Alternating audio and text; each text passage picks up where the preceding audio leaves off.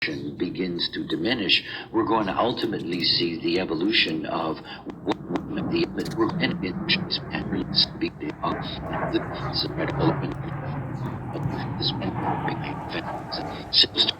actually is things, whatever the case may be. The reality is that this is the solar plex center. I'm a great fan of the solar plex, and it's taken me a long time in my process to get there because I have an undefined solar plex system. And it was one of my standing jokes in the early years that when I figured out how all of this worked and what the defined solar plex had been doing to my life, I was looking for a final solution. Let's eliminate all the emotional people and, that'll be the end of it. Let's get rid of the solar plex center. But anyway, it would be very boring. It would be very dull. As a matter of fact, we would lose our humanness.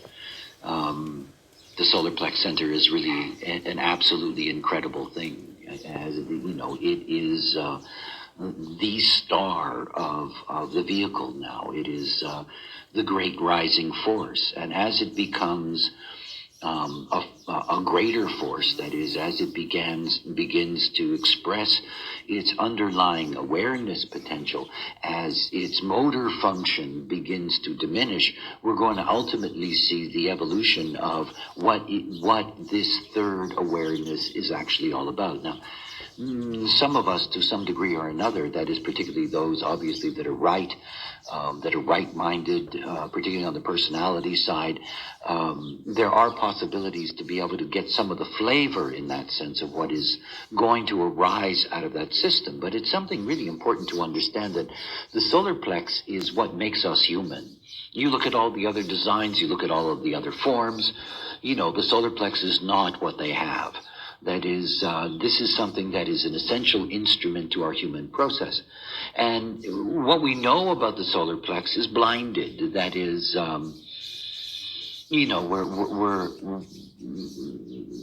solar plex actually has a bad publicity department. Let's put it that way. I mean, because the whole thing that we get to see out of the solar plex is that we get to see the motor wave.